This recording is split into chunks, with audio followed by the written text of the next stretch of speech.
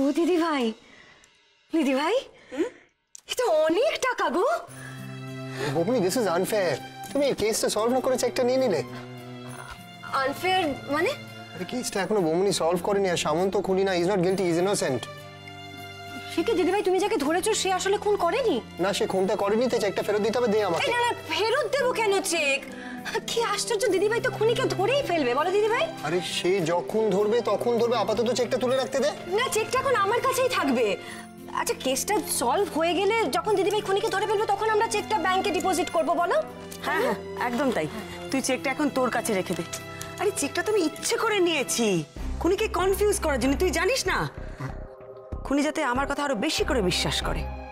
খেলা একদম জমে গেছে অরূপ। এবার দেখ না, আমি যা যা বলেছি তাই তাই হবে। তোকে যে ইনফরমেশনগুলো আনতে বলেছিলাম এনেছিস? হ্যাঁ, আমি থানায় মেসেজ ড্রপ করে দিচ্ছি, কাল সকালবেলার মধ্যে সব ইনফরমেশন পেয়ে যাব। কাল সকালবেলার মধ্যে পেয়ে যাব? বাহ, তাহলে তো কালকে মহাদোল। আমার একটা ফোন করতে হবে, দাঁড়া। চেকটা দিদি, কি বাচ্চা হয়ে যাচ্ছিস?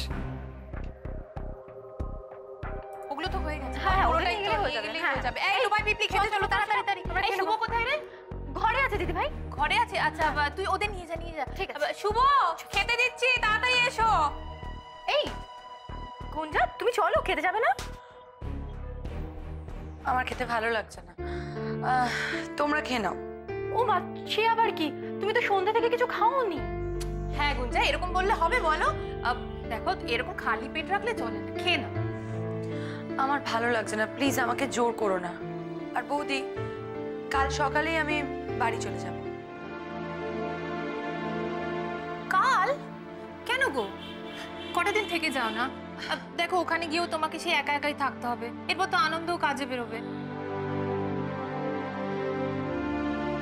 না বৌদি, আমি কাল সকালেই বাড়ি যাব।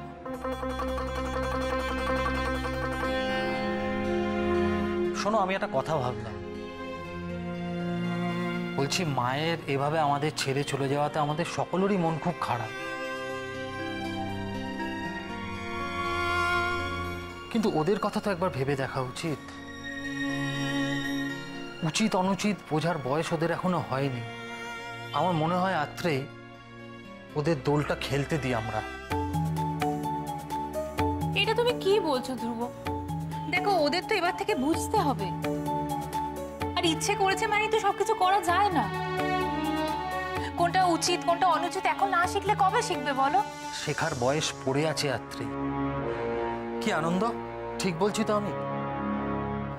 এই বাচ্চাগুলো শৈশবগুলো আমাদের নষ্ট করে দেওয়া উচিত বলো? আর তাছাড়া পাড়ার প্রত্যেক কটা বাচ্চা দোল খেলছে, ওরা যদি মুখ ছোট করে বসে থাকে সেটা কি আমাদের ভালো লাগবে বলো তো?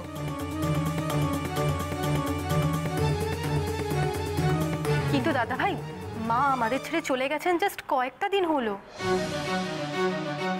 আচ্ছা, আমরা এত কিছু করছি কার কথা ভেবে? মায়ের কথা ভেবে তো।